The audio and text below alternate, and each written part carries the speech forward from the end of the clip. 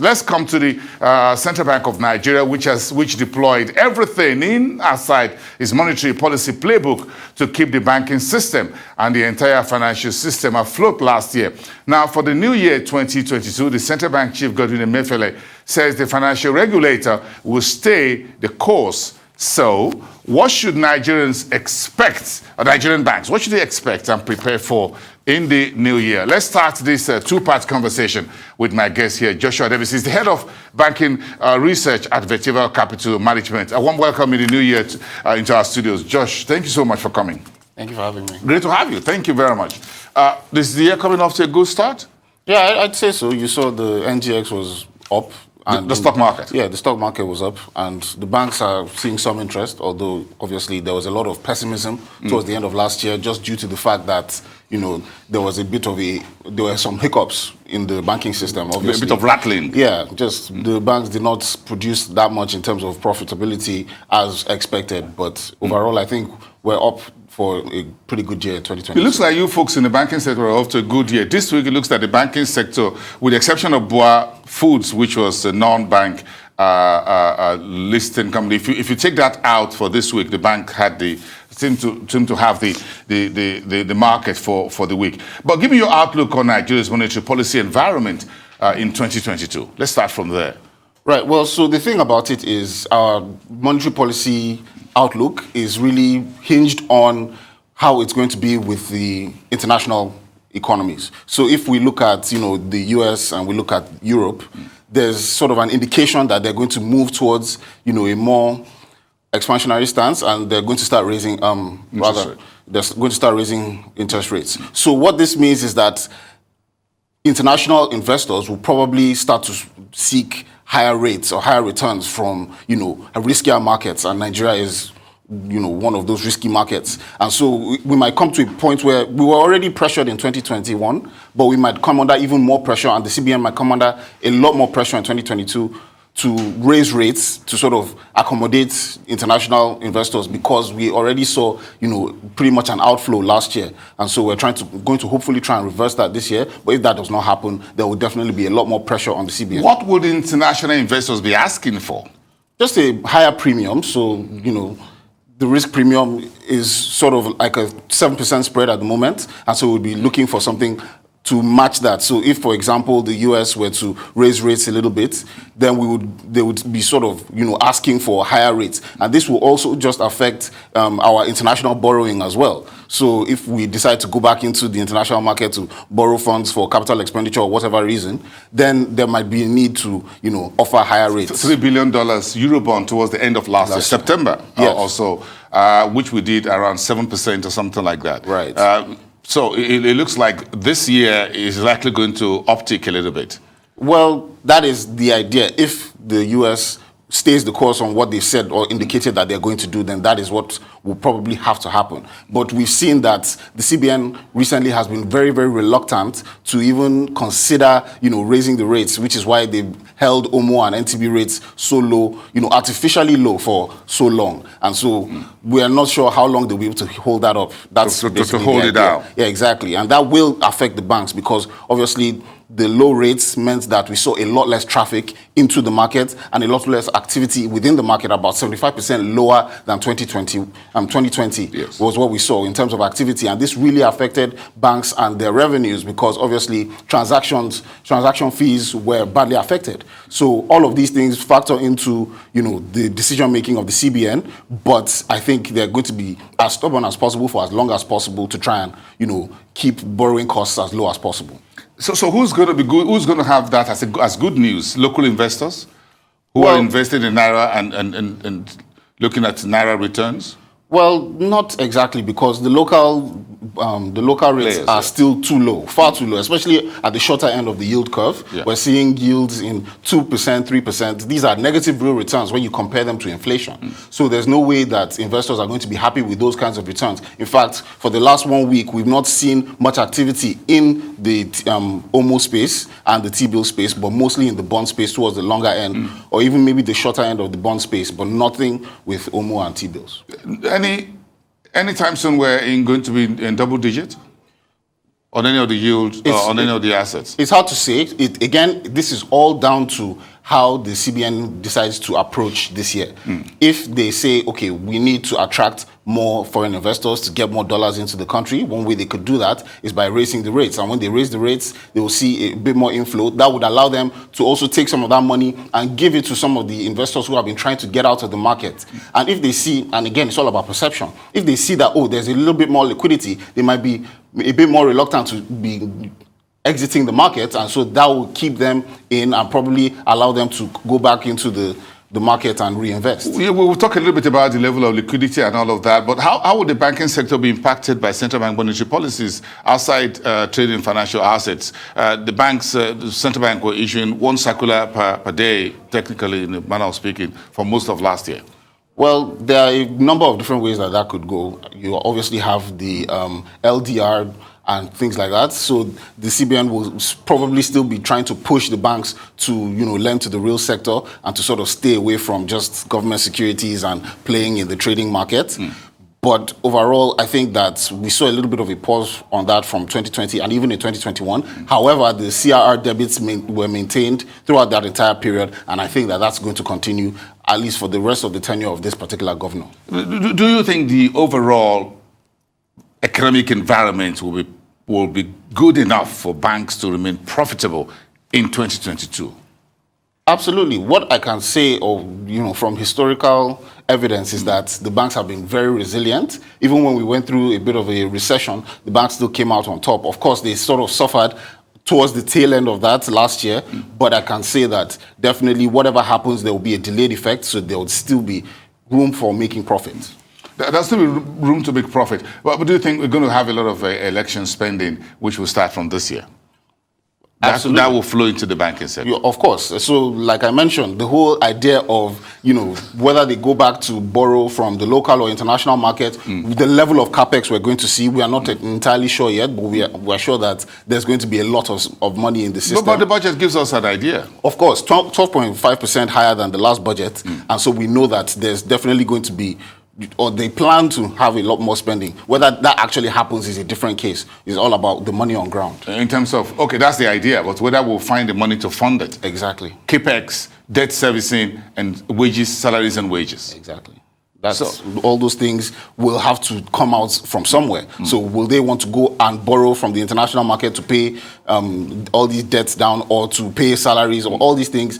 Or will they want to borrow locally? If they want to borrow locally, they're going to have to still offer higher rates. Wherever they want to borrow from, the rates are going to have to, something is going to have to give. Well, here's the finance minister saying yesterday that they've been able to restructure the government debts to more into the longer dated papers, so that leaves them a bit of more headroom in the short end of the curve. So that gives them room to start borrowing more locally. Sure, absolutely, and that's quite an interesting, way to say we've kicked the can down the road, so now everything is fine. That is just not the case. It's just an accounting way. Of course, it's an accounting way of doing it. Absolutely. But the truth is that we need to generate more revenue. That is the best way to fund the spending. And actually, that 10 naira sugar tax is pretty much a welcome development, and we need more things like that. The manufacturers aren't going to like you. Of course not, but it's all about revenue. Well, what the manufacturers are saying, just tax the imported carbonated drinks and whatever, and leave the local manufacturers alone. No, tax everybody. Because the truth is this, you have two options in that case. You sell the drinks with the same amount of sugar, or you reduce the amount of sugar in your drinks. Now, we know that Nigerians, we like sugar. Now, so that's a bit of a creative manufacturing. Of course. So they're going to have to find, either an alternative source of sugar, which is, your artificial sweeteners, or, so you have to find 10. Somewhere. Okay, 10 pieces of cubes of sugar now goes to 5.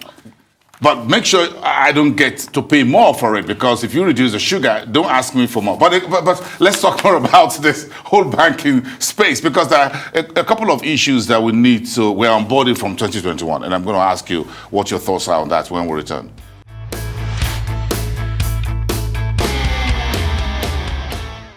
Okay, so I'm charting to the monetary policy environment for Nigerian banks in 2022 and how the banks should prepare to balance both internal and external risks. Thank you for standing by. Joshua Odebisi, my guest out of Vetiva Capital. So let's keep this sugar story, because when you introduce particular tax like the excise duties many years ago, you talk about backward integration for big names such as Nigerian breweries, Guinness, international breweries, champion breweries, and what have you. And the breweries seems to be able to take that on very well. Do you think this sugar tax is really about real sugar or just carbonated drinks with all kind of chemicals that are inside it? I'm not making a case for the carbonated folks, but again, we need to find out how will it help the economy and those who are in agricultural space?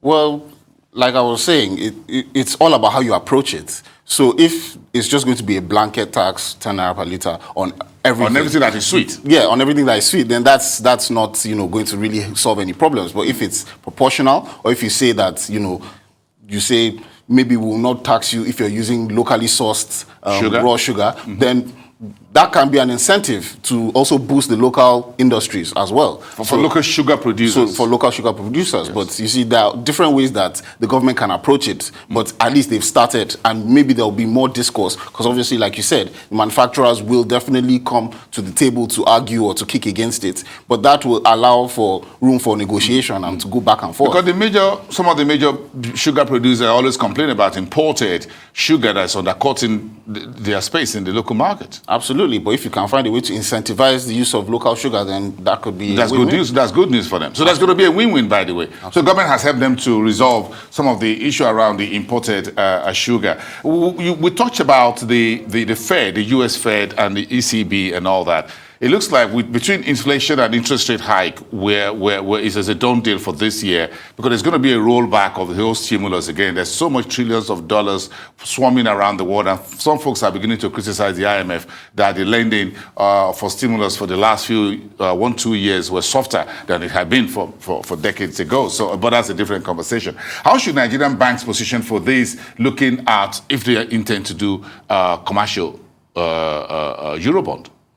Well, like I was saying, it's all about whether or not, how soon, in fact, the rate hikes will come. Because if the hikes come, pretty early, quite early, then obviously you're in a bit of a situation where you're running around trying to make your own offers more attractive. I think that is also part of the reason why you saw a lot of our banks doing their business last year, because they were anticipating that we would sort of face that kind of situation. Went into the market early. Yeah, exactly. So all of them, or most of them that wanted to go out into that international market, I think they've already done that. We may see a little bit more of that happening earlier on this year if those other markets do not move that quickly. Interesting what this will mean for exchange rates, by the way, because that's where I'm going.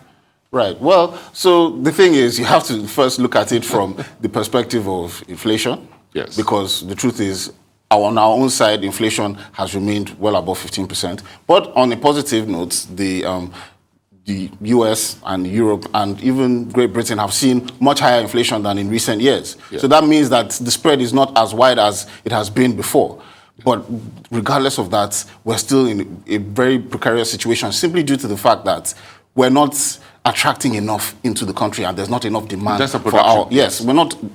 There's not enough generating enough dollars. Of course not. And that is the main issue. So if we're not finding a way to incentivize production and to get our products out into the world, then we have to cut it from the other side. But that, is... How much more do you think the central bank will be able to get the commercial banks to lend to the real sector for this year? Because now it's going to be the third year of the pandemic, so we seem to be getting the thick skin, as it were, for the pandemic, as it were, in a manner of speaking. But we still need to use more credit from the banks to the domestic sector. So do you think we'll see a bit of an uptick in that, in those numbers this year? Well, I mean, the banks were complaining about the CRR debit and whatever last year. Right. Your folks were complaining. So the thing is, there's one thing that the CBN was doing before the pandemic started, which, like I mentioned, was the LDR, yes. The loan-to-deposit ratio. Now, they could go back to that and try and enforce it a lot more. From CRR. But the problem is that they've already been debiting from CRR regardless. Yes. Now, they can say that it's because the banks have not met those LDR requirements. But the truth is, the banks will tell you that they would rather take the CRR debit than attempt to lend at this moment because the risks are too high. And they don't want to affect their NPLs. They don't want to, have more delinquent loans than they already do. So in order to manage that, there's a bit of a balancing act that has to happen. How much more can the Nigerian economy absorb with regard to risk? That is the question that the CBN has to ask. Because the truth is that you can say we need to lend to the real sector, but the banks will say whoever we can lend to, we are lending to already. We can give them more money, but we can't go and lend to brand new to risk entities. Exactly, to brand new entities that have much higher sectors you're not too sure about. All of them are on the table. So balancing the risks now, that brings some of the conversation between the banks and the central bank to the fiscal space, to the macroeconomic space. Absolutely. So it now becomes a case of, okay, we need, farms, we need this, we need that, manufacturing, all of these things. Sure. But the banks will tell you, okay, but how much can we really afford to expand our risk profile at this moment? And again, we also have to consider the fact that Basel III is coming into effect, and that will affect their own capital requirements as well. So they will have to balance that. Perhaps that's why folks like Wema Bank's heading to the market. 40 billion rights issue. Right. And then when you look at the kind of deal between Union Bank and Titan Trust Bank, are you guys in the industry, you analysts, experts, beginning to sniff around? It looks like the foreigners are here.